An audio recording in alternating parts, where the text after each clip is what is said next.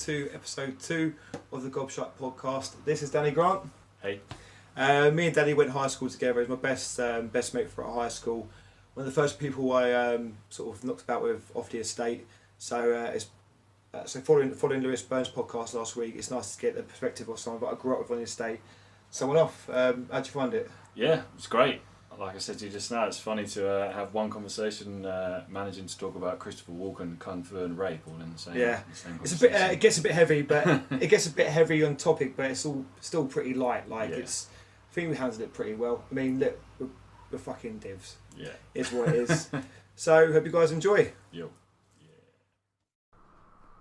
Sweet. Well, Danny, welcome to the podcast. Thanks. Good to be here. How you been? Yeah, great. Thanks. Yeah, busy. You know.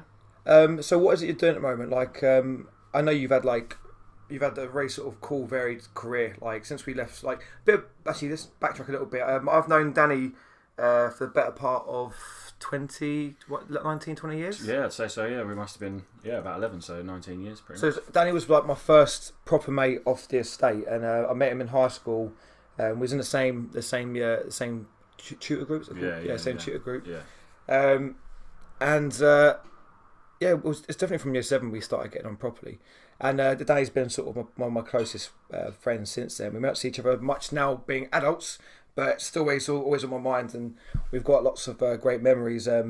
But yeah, Danny, like you've always been interested in music. I still remember at a young age you playing keyboards and going to keyboard club and things, and then sort of so like obviously what is you doing now for work, and let's go back to sort of other jobs you've had, like the cruise ship and things. So quite interesting.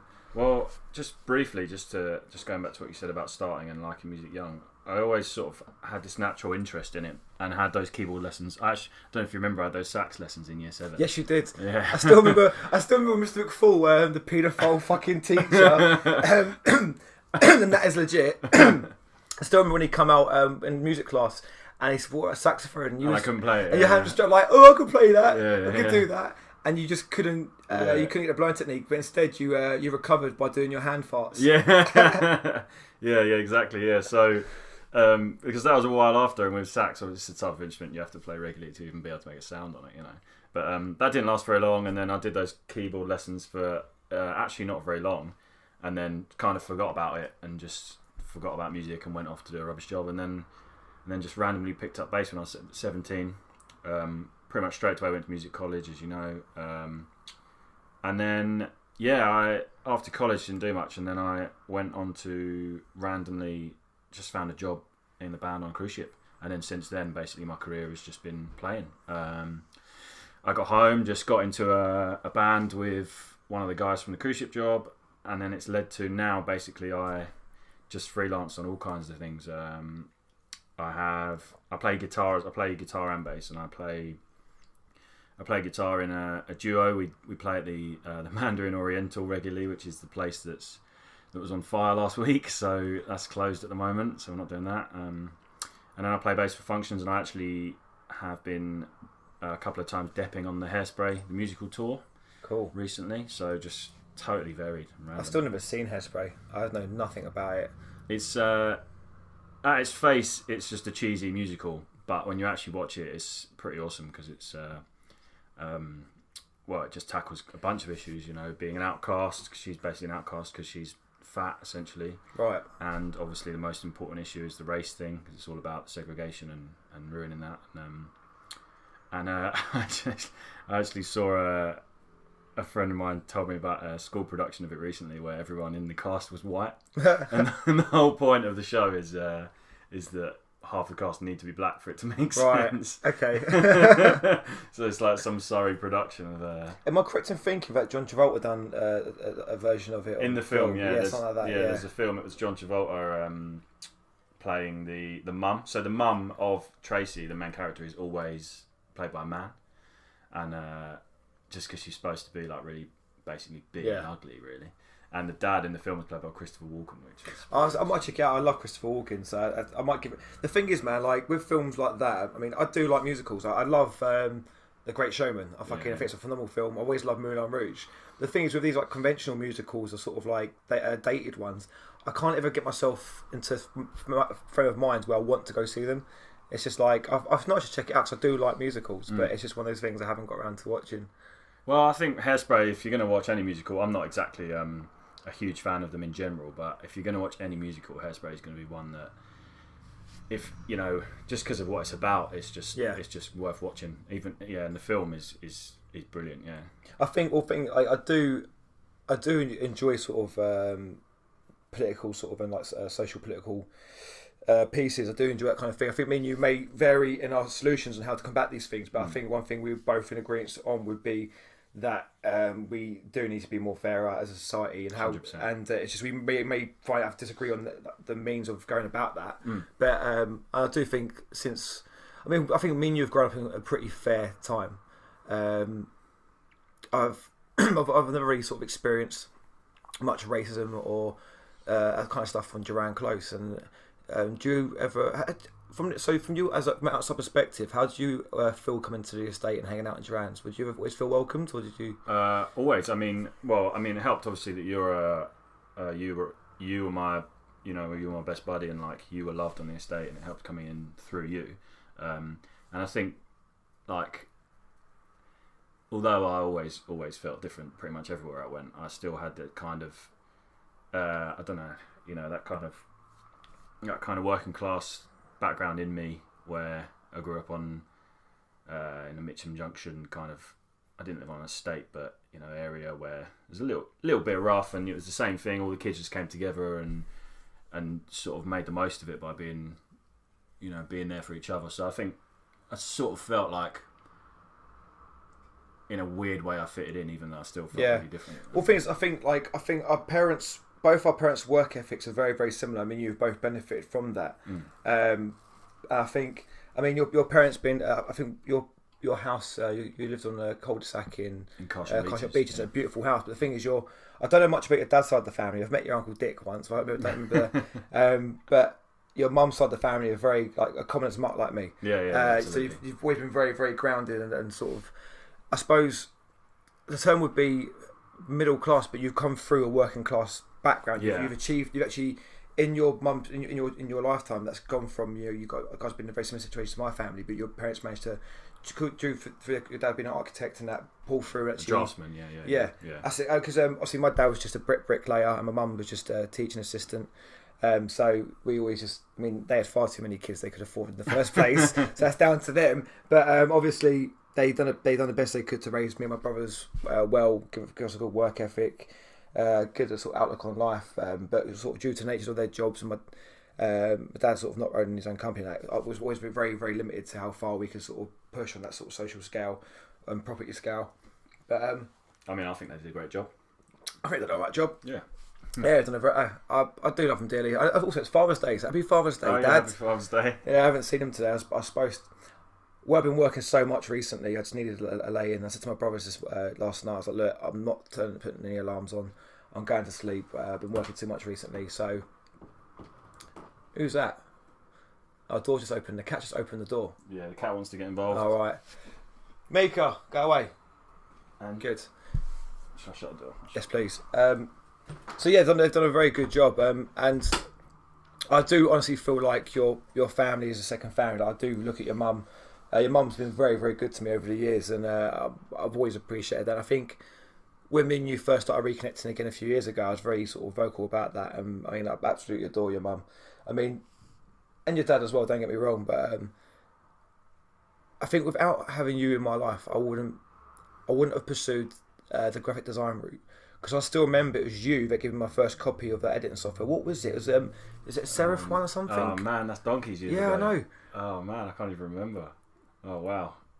Because your dad had a copy of it, and you could do animations on it as well. And it was you that taught me how to use a computer for editing. Yeah, that's donkeys years ago. Because before that, me and Dan were just sort of typical neaky, geeky kids. We adored comics, drawing, making stupid things. Well, that's how we connected, really, in the first place, yeah.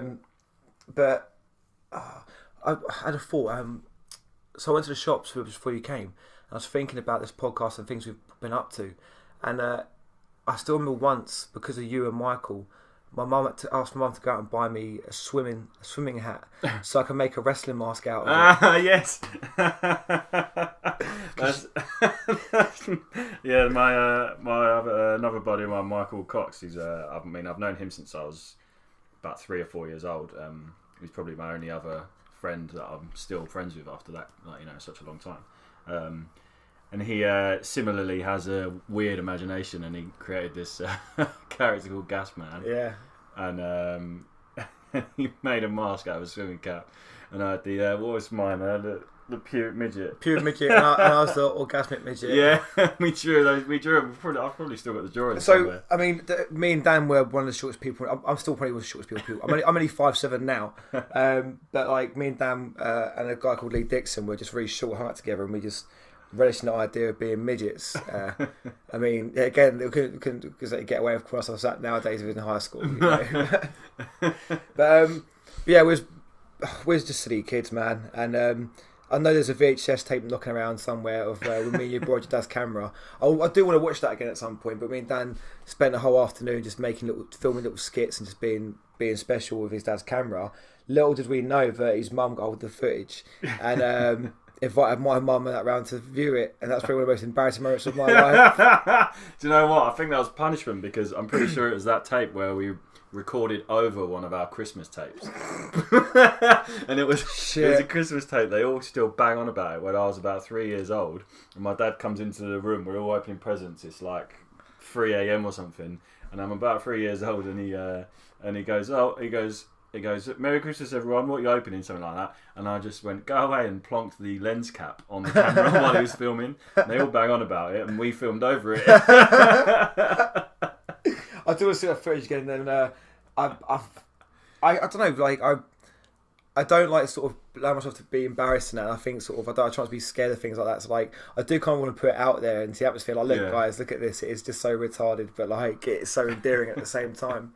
Well, I think probably both of us used definitely when we were younger, used to get pretty shy and embarrassed about certain things. Yeah, it's just silly, you know, considering those dumb things are exactly what make us who we are. Like, so growing up on the estate, you've got to be boisterous. You've got to carry yourself very well. And I think as a man, I'm sort of more manly and sort of more.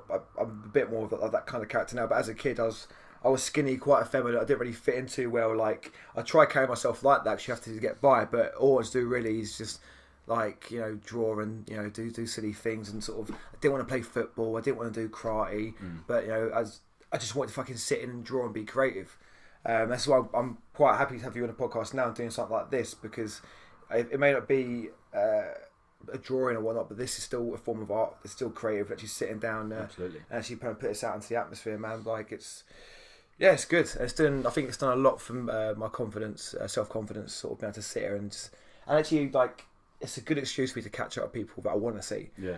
And it's a good way of showing the world, like, it's a good way for me to sort of show that it's not all doom and gloom in my life. It's not all doom and gloom out in the world. That are still just decent people that do love each other, even though we haven't seen each other for years and that, like, or regularly for years. Like, it's all love there. Absolutely, yeah. Well, yeah, there's nothing but, and I think like what you said about being lucky about being in a fair world. I think now more than ever, whatever, you know, rubbish is going on, we are lucky enough to be in a world where a man can be creative and be whatever he wants to be, really. I say world, I mean our world that we live in. Yeah. A man can be whatever he wants to be, and in reality, most people won't really have any judgment, or they just don't give a crap, you know. Yeah. You know, there are still parts of the world where people can't do what they want. They have to just fit certain roles in society, and I don't think that's the case at all anymore for us. No, I think one of the things that drives me absolutely fucking mental is that if you listen to the news or see people's like airing their opinions on Facebook, you'd think that we're still just as racist as we was in the 50s. You'd think that we're not. Like, no. It's just, I think we're pretty fair in London, man. We're pretty, like, open to ideas of multiculturalism. Now, do I think some of it's gone a bit too far? Yeah, I do think the left's gone a little bit too far, and not identity politics and that. I do think in a way they've stripped back the individual, but a lot of people try to sort of hide behind these small these small aspects of their subjective nature.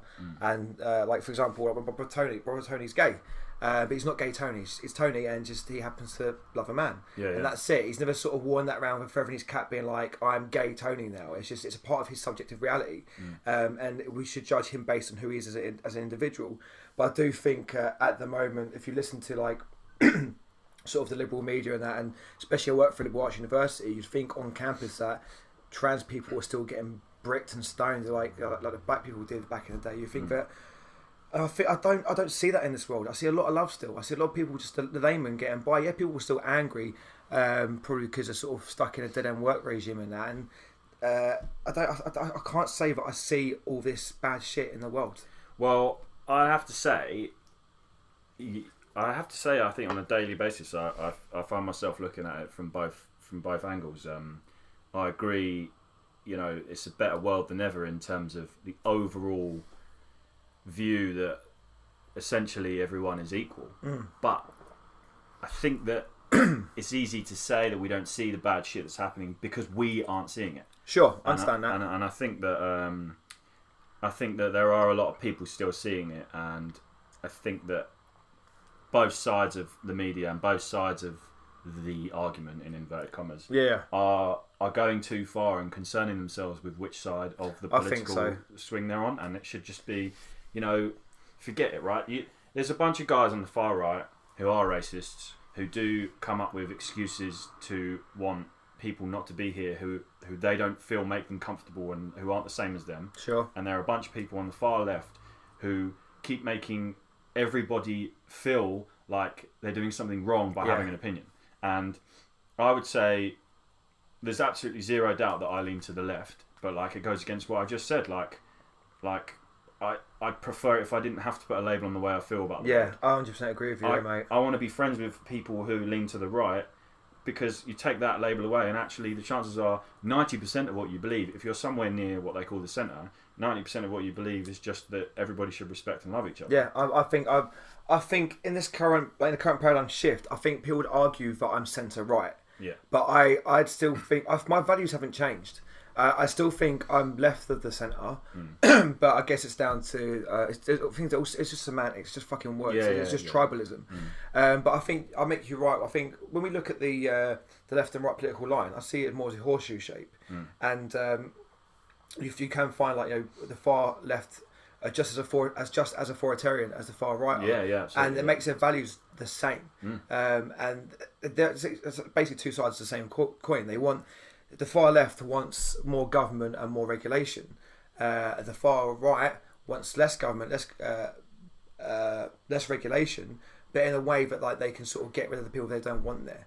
So and the left is putting regulation to make sure the people that they think they want can stay there, but they're not taking the individual into account. I mean, this is the problem I think we have nowadays, especially like because of social media.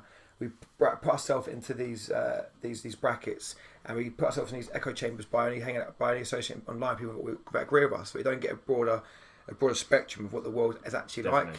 And when I say like I don't see it, I mean that very objective. I personally don't see it. I'm not saying these things don't happen in the world. They clearly fucking do. They clearly are racist. They clearly are these people out there. But the thing is, again, these people are just arseholes. Let's just say say it as it is. Like, yes, there are people that hold racist opinions, but they're just arseholes. So we just separate ourselves from these labels and judge the person as an individual. And just when they're being an arsehole, say you're just being a fucking arsehole, mate. You know. I think as humans we are very tribal. We're not to put ourselves in these categories, but I think it's more important for us to understand why we put ourselves in these categories as individuals, and just do the best you can to be fair, do the best you can to be a decent person. Understand you can have bad days, just be aware of your flaws and your virtues, but be more aware of your flaws and learn how to turn them into virtues. 100%, absolutely. Yeah, I mean, I think most people deep down, of course there are exceptions, I think most people deep down feel the same, that they're for fuck's sake, just respect each other. Just, alright, who before you start placing your judgment on that guy, why don't you just turn around and fucking judge yourself first and see how you feel about yourself, and I don't think enough people do that, and that goes right back to that's always been kind of, I mean, it's in the Bible, right? Where I'm not exactly studied in the Bible, but he who cast the first stone and all that business, just look at yourself before you look at everybody else. Man, fucking talking about the Bible and that. Fucking, I used to be an altar boy. fucking us if we can be heavily into the church, man. Like, I'm pro like Church of England. To me, with brothers, to make church more interesting, we had to get more involved with it. So we just, again, we saw wore the robes. And I just thought I didn't see it as being like, you know, super Christian. I want to wear a cool outfit, and hold the candle, walk down the fucking aisle holding the candle, like, and swinging an incense stick. But yeah, actually fucking awkward, man. Actually heavily into the Bible. It's part of my dad's way of trying to sort of raise us better. And I can respect the Christian like religious institutions we have that help form the UK. But again, I still have a problem with organised religion as a whole. The world would, as far as I'm concerned, I think the world would be a better place if there was zero organised religion. People can have the faith they want, believe what they want, speak to each other they want to speak to each other, respect each other, and do the right thing in life, not because they believe they'll be rewarded with heaven afterwards, but because they want to do the right thing, because they want other people to be happy. They want people to treat people like they treat other people like they want to be treated themselves. Yeah. Whereas in reality, they're treating other people, you know, how they think they should treat other people to get a reward at the end. I say they. I don't specifically mean Christians. That's just religion, really, isn't it? And I mean, and this all goes back to this argument of, you know, the far left making everyone feel basically racist, and the far right being racist. There's this whole thing going around at the moment of claiming people are racist when they criticise religion. Yeah, that's what I have a problem with at the moment. It's a different issue. But the problem is that happens on the left, and on the right, people are on the far right. I want to be clear when I say that, the far right. People are labelling people Muslim just because they're brown skinned. Yeah. And then they're discriminating against them, which is racist because they're discriminating against them for their skin and just using the term Muslim.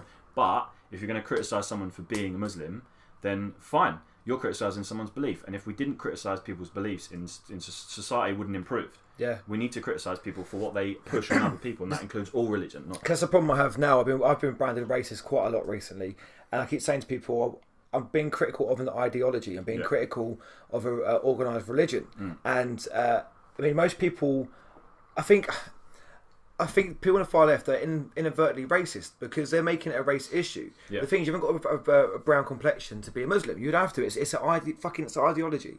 And again, everything in life is flawed, and it's a very flawed ideology. And I'm not a big fan of the Quran. But at the same time, I'm not a big fan of the Bible. No. I appreciate there are scriptures in there that people can benefit and learn from, and they have helped form our institutions over here, the way we live our life. But we need to be able to be critical of religion, and we should be able to criticise it without being branded racist and things like that, because it's just insane to me that for the longest time this is one of the reasons why I'm doing this podcast, because give me a chance to sort of talk about, or we're going to talk openly about these issues, because the thing is, in text format it doesn't translate well, and people can add their own inflections to what you're saying and take it completely the wrong way. But I think we do need to be critical of all religions. I mean, it's not as if when the Catholic Church been getting away with the child grooming and rapes and that for years, and it never became a race issue because they're only just white men. They're rapists, and they had and within the institutions of the Catholic Church, they was allowed to get away with it for so long. And I do think we need to look at the way that the institutions in the faith of Islam, how it allows the women to be mistreated, gays to be mistreated, and it's a thing that blows my mind that in inverted commas, a progressive society, it blows my mind that people that know nothing about the Islam faith are defending it inherently, when it's not really a progressive faith. Yeah. It's not at all. No, the thing is, my defence comes in when people want to treat a person, they want to discriminate a person based solely on the fact that they are a Muslim. Sure. Right? So, I mean, I have to mention her because I always mention her because she's an amazing person. That's my friend Zaina, who you know. She's a beautiful person, yeah. Yeah, she's a Muslim. She's married a guy who converted to Islam and married her. And she's probably the kindest person I've ever met in my entire life. Yeah. She's been through a lot, and and I just love her to pieces. And she, as an adult with a good brain, takes from the Quran,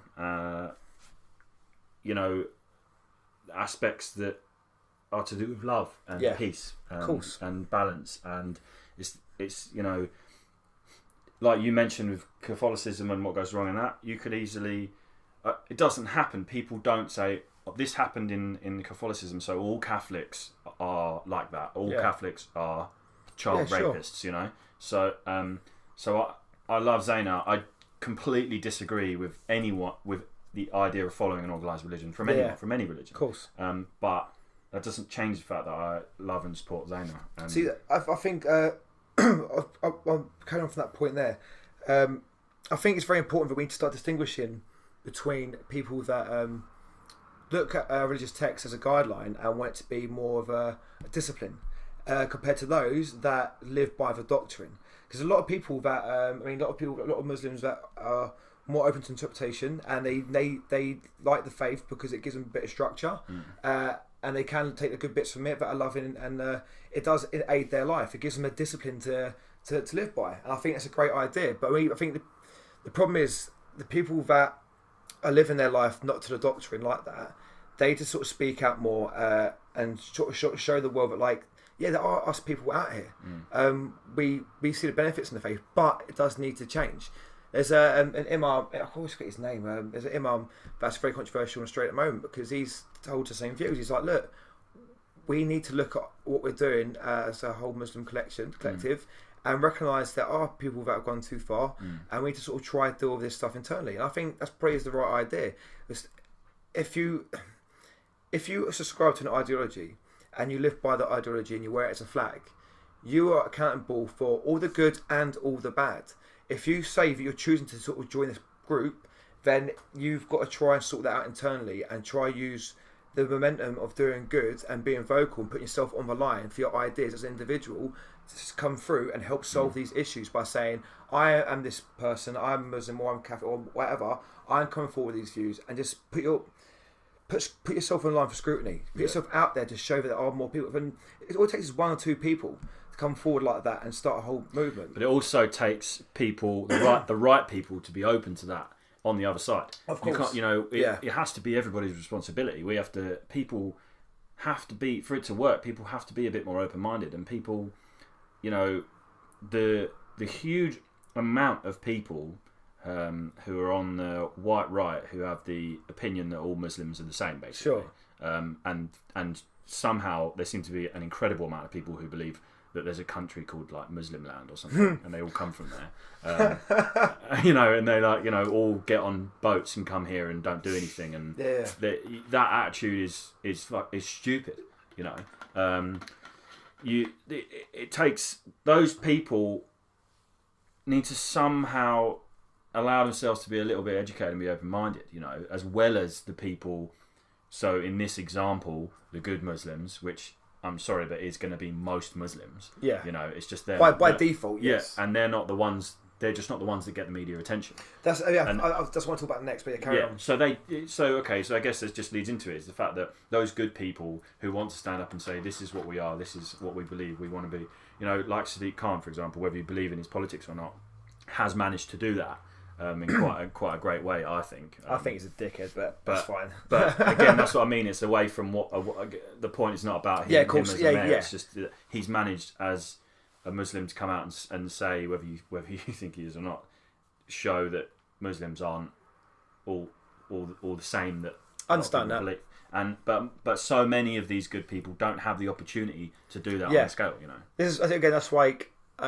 I'm not looking to do anything like sort of. I don't have an illusion of grandeur with this podcast. It's just it is what it is. It's just we're talking, but I do think I'm doing this to put myself on the line. It's just like I've got to lead by example, and if I think that conversations need to be had, then I'm gonna put myself on the line, put it out there, and put myself on the line for scrutiny. I think more people. I think starting a podcast is fucking easy. I think it'd be great if more people did like yourself on that. It's just starting a broader conversation of yourself. And be able to invite people on. Like, I just think it's a fucking great thing, man. I think podcasting really is the fucking future, and more people should give it a go. But as you're saying about the media, you are right, and I don't watch TV no more. I get the phones, the phones and computer technology is definitely killing off the fucking media. I'm about fucking time, because I'm just sick of them pushing the same fucking narrative. They cause more divisions. than they do sort of create solutions. And it's 100%. just it makes the world look fucking pitiful, and they don't realise how they're creating these stereotypical people. And there are people that there are people that live normal fucking working class lives who aren't interested in going and read a book and aren't interested in these things, but they do get the information from the media. And then at the other opposite end, there are fucking rich people that just don't are so far removed from society that they just get all the information from the news as well. Well, they do. I mean, a lot of them people. This doesn't mean all rich people. Just the kind, I think the kind of people you're referring to. They're gonna be highly educated, and they're gonna choose the information they get. They're gonna choose not to, want to welcome certain people into the world. They're gonna choose not to believe that they're equal. Choose that they're gonna choose to believe that it's correct that they're not equal to everybody else, that they're above everybody else.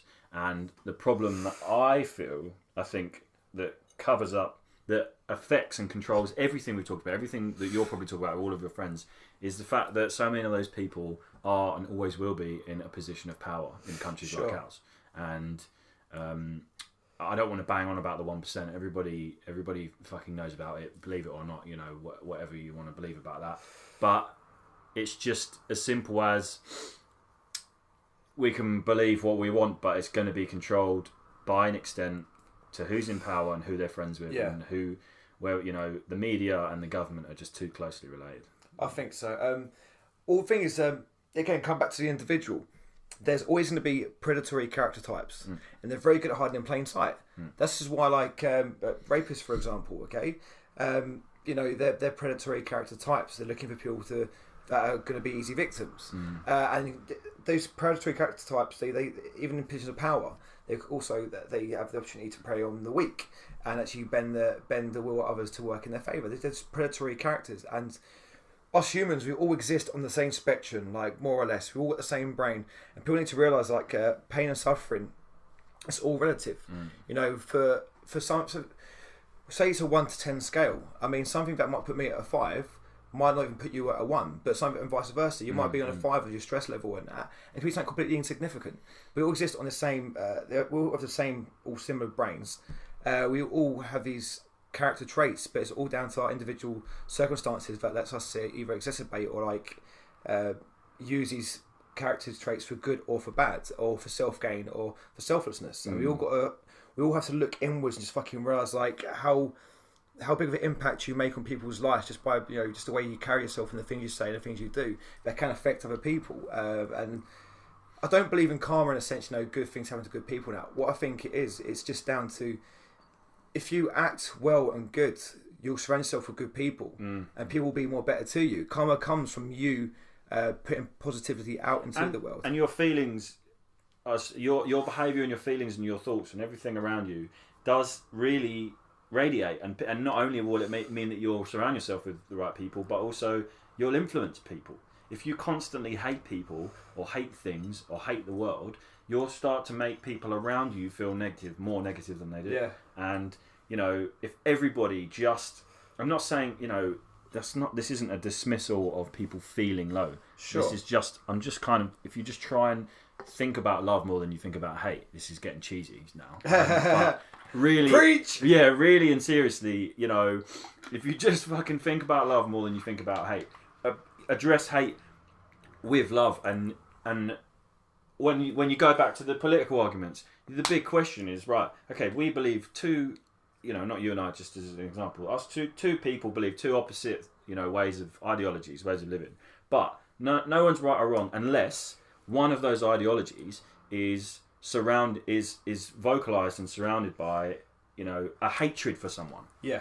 For example, the far right, the neo-Nazis, or the some might say the EDL, the English Defence League, that their message is, we hate this certain group of people, right? Sure. Right? Maybe people would argue that's not the case with the EDL, that's from my experience, but generally far right groups, I'm just saying. Yeah. The idea is, we hate this group, this type of people, so we're going to behave like this. Yeah. And I'm sure that happens on the left, the far left as well. It does, yeah. Look at the fucking Antifa thugs and stuff and that. It happens on it happens left as well. It's just people that their argument is they hate these kinds of people. Yeah. So I guess I just feel like I can never lose an argument with someone who's trying to say why we should ban certain people. Yes, from a country, it's got to have a reason. Because my argument is like, you know, I just want everyone to be cool. Basically, yeah, exactly. Just fucking chill. Just don't be an arsehole. Yeah, don't be an arsehole. And if your argument to me is, but I want this to happen, I don't want these people to be allowed to do this, or I don't like these people, or I hate these kinds of people. It's like, well, you just lost your own argument. Well, I think I don't put myself in brackets, but I'm more libertarian than I am nowadays. I do think that means, I think we've grown up in a society in the UK where there's big government, lots of regulation, and that does affect people's like individual needs. We have regulation. Don't get wrong, a lot of regulation is good. It does help out, but I do think we're at a point now where the government's getting too involved with like hate speech laws. I think it's fucking retarded. I think it's so fucking stupid. I mean, I understand there's hateful people that do hateful things, but I don't think hate speech is the thing. As long as you're not calling for someone to be killed or hurt, or calling for someone to be attacked, I think everything should be on the table. I mean, you have to cause offence to know where the line is. You've got to draw. You've got to push boundaries to have a decent conversation. We need to hear if someone isn't allowed to engage in hate speech. We don't know they're hateful people. So if they engage in that hate speech, we can say, right, we know who you are. You've opened yourself up to us. You've just exposed yourself as a hateful person. If you're banned from it, you can hide in the shadows. And it creates more predatory character types, and they're the 100%. Dangerous ones. They hide in plain sight. Like, so I had a seminar. I was forced to go to a seminar recently at work, and it's based around sexual assaults on campus and that, which I think, don't get wrong, it's a conversation worth having, but I think they handled it really fucking bad. So the end of the seminar was great because Goldsmiths University have now launched a new program online on their portal where you can report an incident, where you can say like, and you've got two options: either do it anonymously, but that's just making someone aware. They can't really do much with anonymity; they can't get back to you, but giving you a chance to record information.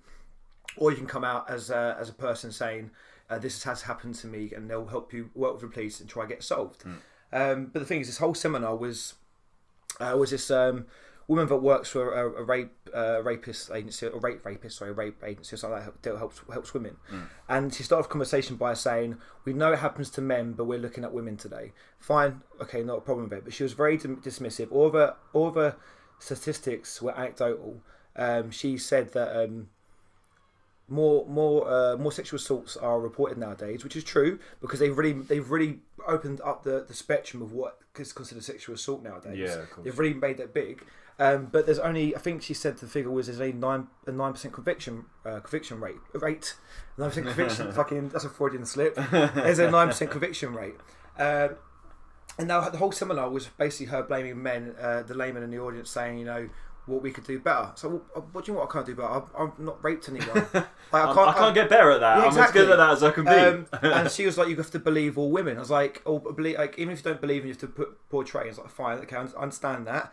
But the problem is, she didn't even address the fact that we live in quite ignorant society where we are so governed by the authority, like police and that. Not many people. I know how to handle police and that because I was forced to, and I've been arrested in that before. I know you have, and we've had to sort of learn, like, you know, we always get a lawyer and whatnot. But most people still, although they love crime documentaries, they don't know how to handle police or how they think the police are there to help them. The police are there to get numbers. Yeah, absolutely. Yeah. And so, there's no question Q&A in this seminar. I just heard this lecturing, and it was anecdotal evidence and stuff. And my main issue was, why would you not train people how to collect evidence? I think it's more beneficial to say, listen, guys, there's going to be predatory people out there, and if you carry yourself like a victim or put yourself in a situation, again, I'm not victim blaming, but if you don't go home with a friend or get a cab home, if you're going by yourself, if you don't take these steps, there's predatory people out there, and they will try to find you. That's what they're there to do. But I think people need to learn how to gather evidence in those situations. And I think if you want to empower men and women that are victims, you start by teaching them how to get evidence, how to be empowered in that situation. Yes, nasty things might happen to them, but get DNA under the fingernails, fight back, and you know, treat it as if your life is going to be on the line. And then teach them how to build a case. I think kids in school, you know, as part of like learning about the humanities and stuff, they should learn how to gather evidence. They should learn how to talk to the police and handle authorities. Because if you want to bring a conviction rate up, you have to give people the tools to know how to fucking convict people. Yeah. And this woman was saying, you know, she said, if your friend has been a victim of sexual assault or rape and that, if they don't want to go to the police, don't make them. And I'm thinking, you want to bring the conviction rate up. You want to bring it up. Not just fucking just... I want to empower women that have been victims, but I think the only way they're going to be truly empowered is seeing results, by seeing people put away. Because I think everyone's in agreement. I want these people off the streets. Yeah, I want these predatory characters to be scared. I want them to fucking get put away. But right now, we're focusing again. You can't call them victims now. They're called survivors. And I was like, you just changed the semantics, and it's quite condescending. It's just like they've been a victim of a crime, so you need to put the perpetrator away. And we've got to have an honest conversation, teaching people how to be aware that it's a cruel world, and you've got to do what you can to make sure you're safe. It would be nice if you could walk around and not worry about being stabbed and things, but unfortunately, it happens. Well, this is exactly why I recently took up Kung Fu. Cool. Yeah, been doing Wing Chun for like just over 4 months. And not because I think I'm going to get raped, but because, I mean, I'm not exactly a pretty boy, so it might not happen to me. But that is the joke, by the way.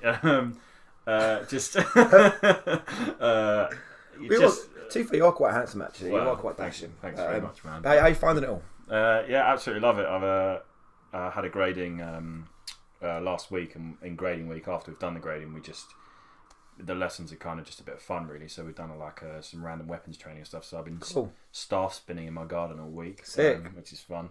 But that was a little bit off the point, really, just about self-defense. Just something worth doing. I mean, I definitely am an advocate for Wing Chun now. I love it. But if you it can't hurt for everyone to just take some kind of form of self-defense. Yeah. But I was going to ask you actually on what you were talking about. I've got to mention it. Have you watched 13 Reasons Why?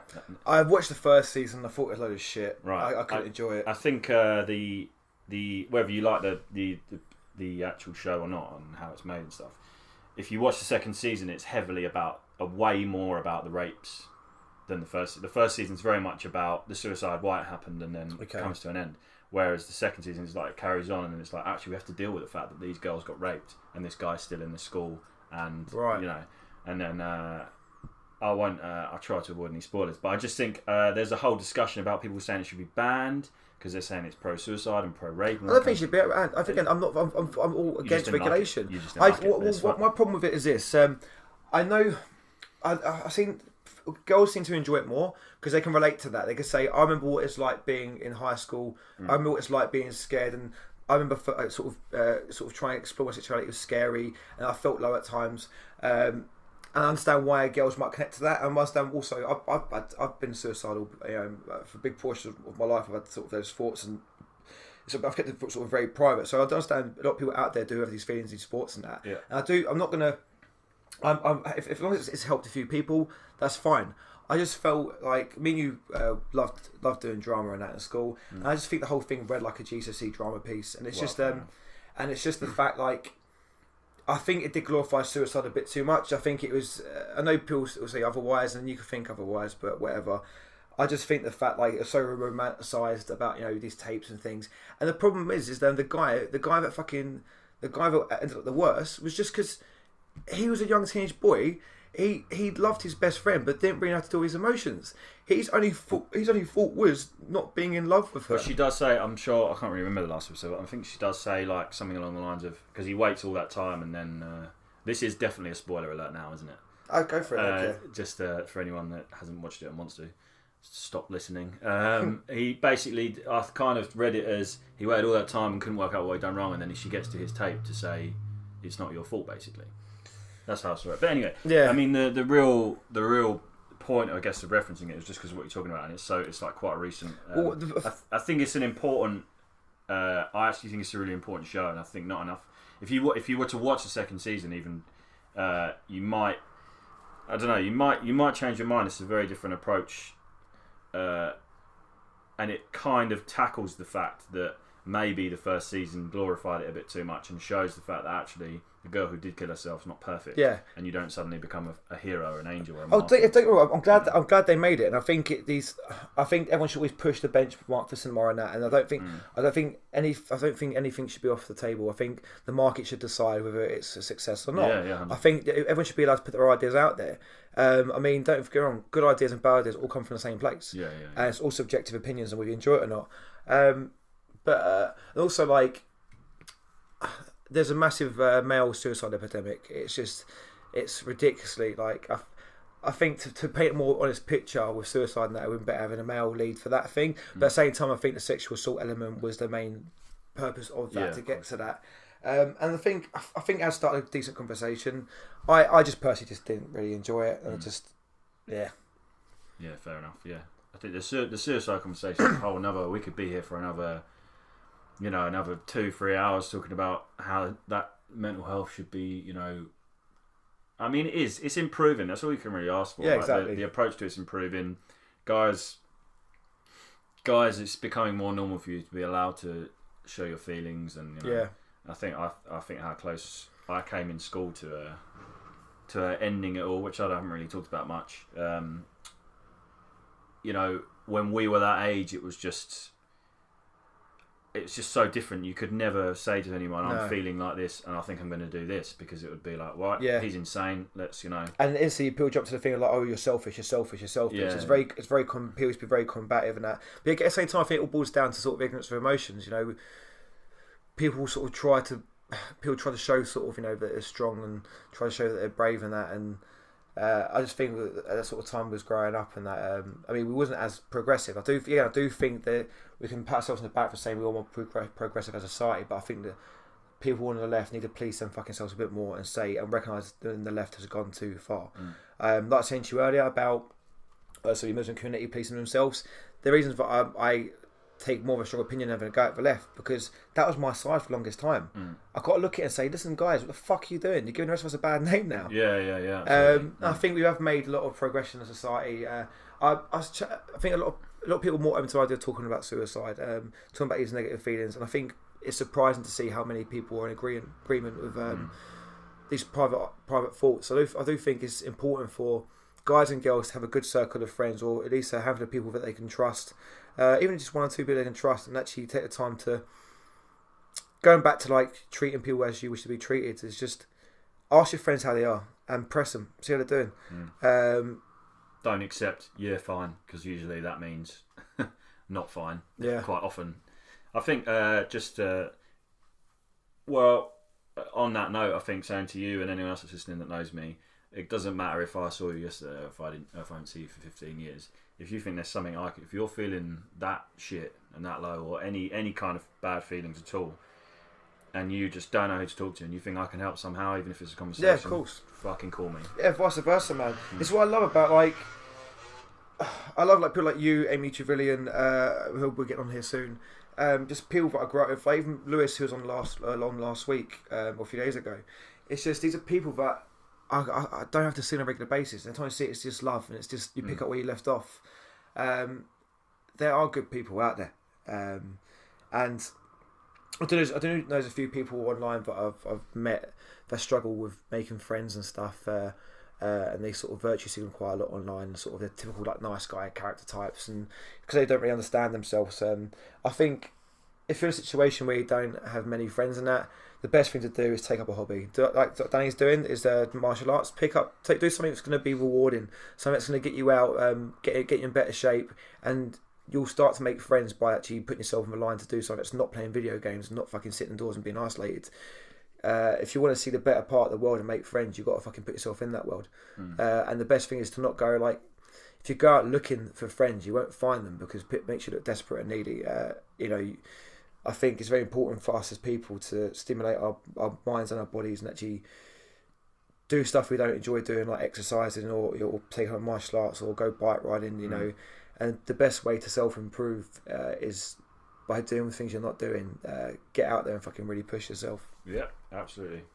And if you're feeling low, don't smoke weed every day. No, don't drink every day. Yeah.